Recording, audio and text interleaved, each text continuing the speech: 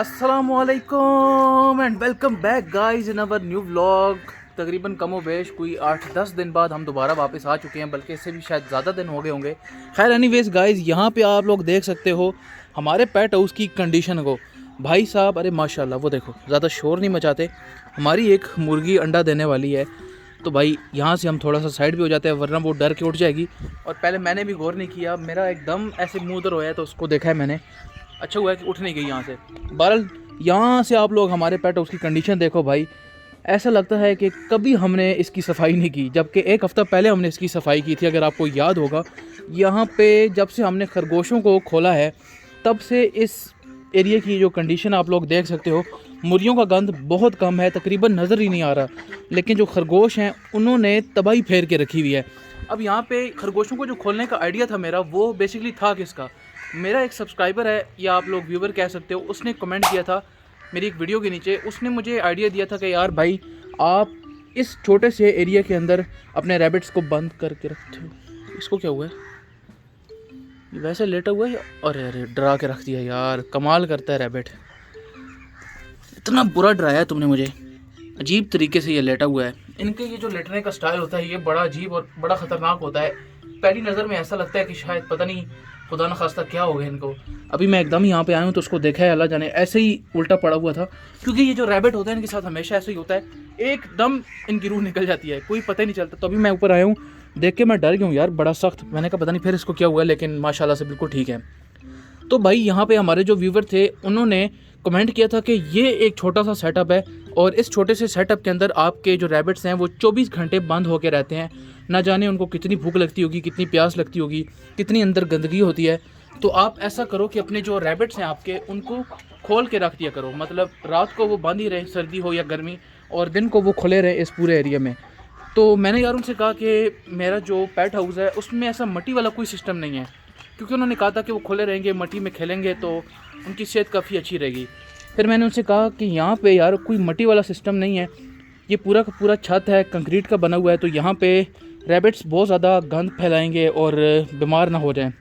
फिर मैंने कहा यार चलो, मट्टी तो नहीं है लेकिन खोल के देख लेते हैं इनको, क्या पता ये कामयाब हो जाए सिस्टम। तो भाई मैंने उनकी बात मान के यहाँ पे माशाल्लाह से इनको खोला है। और उस दिन के बाद अगर वो व्यूवर ये वीडियो देख रहे हैं तो थैंक्स अ लॉट यार, वेरी वेरी थैंक यू। आपकी इस मशवरे के बाद मेरे जो रैबिट्स हैं वो बीमार होना भी छोड़ चुके हैं माशाल्लाह से। कोई उनको बीमारी तब से लेके अभी तक नहीं आई जब से मैंने इनको खोला है। और इनका जो वेट है वो भी कई गुना ज़्यादा इंक्रीज़ होना शुरू हो गया है एकदम से, क्योंकि ये खुलते हैं, इधर उधर घास वगैरह पड़ा होता है, मुर्गियों को भी मैं रोटी वगैरह डालता हूँ, वो भी ये खा लेते हैं। साथ ही साथ जो मेन और ज़रूरी चीज़ होती है वो होती है आज़ादी। चाहे परिंदा हो चाहे जानवर हो, इसको ग़ुलाम बना के हम लोग नहीं रख सकते। ऐसे बंद जगह पे, तंग जगह पे रखना बहुत सा गुनाह भी होता है और ज़ाहिर इन पे जुल्म है। तो यार एक तरीके से ये भी अच्छा हो गया कि रात को ये बंद होते हैं और सुबह ये खोल दिए जाते हैं, तो काफ़ी इंजॉय करते हैं, इधर उधर घूमते फिरते हैं और माशाल्लाह से काफ़ी ज़्यादा हेल्दी हो गए हैं। इनकी स्पीड भी काफ़ी ज़्यादा तेज़ हो गई है भागने की। अब तो ये हाथ में भी नहीं आते। पहले जब ये अंदर बंद होते थे तो खुद पास आके बैठ जाते थे, डरते भी नहीं थे। अब भाई इनको डर भी लगता है, इनके पास थोड़ा सा भी इनके पास चले जाओ तो ये उछलते उछलते यहाँ से दूर चले जाएंगे। अच्छा हो गया, उनका ये आइडिया बहुत ज़्यादा अच्छा लगा था मुझे। सिर्फ एक प्रॉब्लम हमें हो रही है कि जो खाना हम मुर्गियों को या डक्स को डालते हैं वो भी खरगोश खा जाते हैं, और जो हम खरगोशों को डालते हैं वो भी खरगोश ही खा जाते हैं। क्योंकि खरगोशों को हम रोटी वगैरह बहुत कम डालते हैं, ना होने के बराबर डालते हैं, क्योंकि इनको रोटी नहीं डालनी चाहिए। सर्दियों में थोड़ी बहुत रोटी जो है, अगर एक रोटी का आप लोग एवरेज निकालो तो 6 खरगोश एक रोटी खा लें तो वो बेहतर रहता है इनका। तो इसलिए जो रोटी होती है वो हम इन्हें नहीं डालते, रोटी हम मुर्गियों को, बतखों को डालते हैं। लेकिन अब ज़ाहिर है चूँकि खरगोश खुले हुए होते हैं तो फिर ये भी सारा खा लेते हैं। और जो खरगोशों को डालने की चीज़ होती है वो पट्ठे होते हैं, और पट्ठे ऑब्वियसली मुर्गियाँ या बतखें खाती नहीं हैं, बहुत कम खाती हैं। इनकी जो प्रॉपर खुराक है वो पट्ठे नहीं होते, तो वो फिर ऑब्वियसली वो भी खरगोश ही खाते हैं। मुर्गियाँ और बतखें बस ये करती हैं कि थोड़ा सा फैला देती हैं।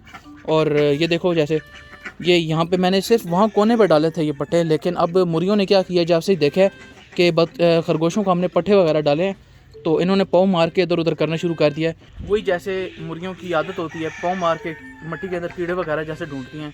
तो यहाँ पे अब मिट्टी तो है नहीं, तो पट्टे वगैरह मैंने इनको डाले थे, और यहाँ पे सिचुएशन आप लोग देख सकते हो। एक और मज़े की बात यह है रैबिट्स के बारे में कि यार इनको सर्दी बहुत कम लगती है। अब हमारी जो सूरत हाल है वो ये है कि अभी जनवरी का महीना और काफ़ी ज़्यादा सर्दी है, मतलब एज़ यूजुअल पिछले साल की तरह तो सर्दी नहीं है, क्योंकि इस दफ़ा बारिशें नहीं हुई, लेकिन उसके बावजूद खुश्क सर्दी है। तो भाई हमारा दिल करता है हर वक्त हम धूप पे बैठे रहें। लेकिन रैबिट्स को मैं जब से खोलता हूँ सुबह से, तो ये अंदर से निकलते सार किसी छाँव वाली जगह पे जाके बैठ जाते हैं।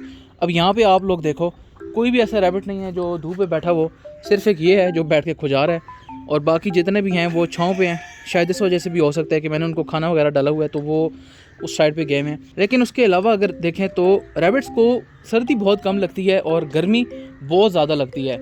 अगर आप लोग रैबिट्स को गर्मियों में ऐसी जगह पे रखोगे, ये जैसे छत है यहाँ पे, जैसे ये एरिया है, तो डायरेक्ट धूप लगती है गर्मियों में, तो फ़ौरन रैबिट्स जो हैं वो मरना शुरू हो जाते हैं। और मेरे साथ भी ऐसा ही हुआ था। मेरे तकरीबन 40 से 50 रैबिट्स सिर्फ गर्मी की वजह से मरे थे।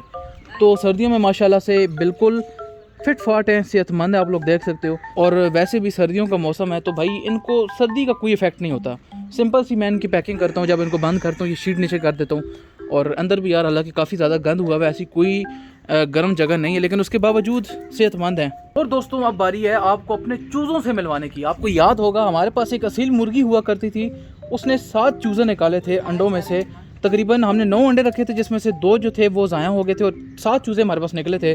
और एक चूज़ा जो था वो अनलकी था बेचारा, ब्लैक कलर का, वो शायद सर्दी की वजह से मरा था या क्या हुआ था उसके साथ, आई डोंट नो। लेकिन वो जो वीडियो है इसका लिंक आपको डिस्क्रिप्शन में दूंगा, वो जाके पहले व्लॉग देखना, उसके बाद आप लोगों को पता चलेगा उसकी अनलकीनेस का। यहाँ पे हमारे पास अब 6 चूज़े रह गए हैं और ये सफ़ेद कलर के चूज़े, मुझे उम्मीद है कि ये सारे भी जो हैं वो बड़े होके हमारे वाइट मुर्गे जैसे बनेंगे। और हमारा वाइट मुर्गा किधर गया? यहीं पे था अभी थोड़ी देर पहले, वो आपको नज़र आ रहा होगा उस साइड पे। तो भाईजान ये उनका बाप है और ये उसके बच्चे लग रहे हैं मुझे सारे। अब यहाँ पे इनमें से एक चूज़ा है जिसका साइज़ बहुत ज़्यादा छोटा है और वो यहाँ पे नज़र नहीं आ रहा मुझे। ये रहा वो चूज़ा जो कि सबसे ज़्यादा छोटा रह गया है। इसका साइज़ कमोबेश उतना ही है, जब ये अंडे में से निकला था उतना ही साइज़ है इसका। उसके बाद इसका साइज़ इंक्रीज़ ही नहीं हुआ। उसके बाद फिर जो सबसे ज़्यादा छोटा चूज़ा है वो ये 7 वाला है। ये दोनों जो हैं इनका साइज़ इंक्रीज़ ही नहीं हुआ, इनकी ग्रोथ ही नहीं हुई। फिर हमने सोचा कि यार चलो इनको फीड डालते हैं, तो अब हमारे पास ये फीड है, इनको हमने डाली है। माशाल्लाह से अब इनका साइज़ इंक्रीज़ होना शुरू हो गया है। एक दफ़ा भाई फीड डाल के इनको बड़ा कर लिया जाए ना, फिर इनको देसी खुराक डाल के देसी मुर्गियाँ बना देंगे। अब मुझे ये भी नहीं पता कि इसमें से मुर्गे कौन से हैं, मुर्गियाँ कौन सी हैं। ये वाली मुर्गी वो जो बैठी हुई है ना, ये मुझे शक है मुर्गी, मुंह छोटा सा इसका, छोटे मुंह वाली मुर्गियाँ हैं। और वो जो 2 एंड पे मुझे लगता है वो मुर्गे हैं सारे। अभी भाई साहब इसको ज़रा बाहर निकाल के चेक करते हैं। लेकिन ये मुर्गा है, इसको तो मुझे पता है, बड़े मुंह का। ये बाकी सारे से डिफरेंट है। ये ब्रायलर नहीं होते, ब्रायलर। इसकी माशाल्लाह ग्रोथ सही हो रही है बिल्कुल। ये सारे से बड़े माशाल्लाह। दरवाज़ा खोलो, बाहर नहीं जाना, कब हैं बाहर। फीड हालांकि वैसे इतनी शौक से खा नहीं रहे, लेकिन चलो यार पड़ ही रहे, कुछ ना कुछ तो खा ही लेंगे, भूख लगेगी। तो दोस्तों हम लोग यहाँ से थोड़ी देर गायब हो जाते हैं। मुसलसल अगर हम लोग इनके सर पे खड़े रहेंगे तो फिर ना ये सही से खा पी पाएंगे, ना ये सही से एंजॉय कर पाएंगे, और इनको धूप भी नहीं लग पाएगी अगर हम लोग यहाँ पे सामने खड़े हो रहेंगे।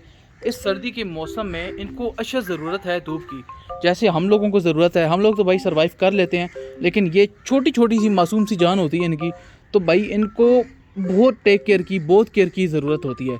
तो भाई यहाँ पे मुर्गी इनके साथ है, इनको किसी और की ज़रूरत नहीं है माशाल्लाह से।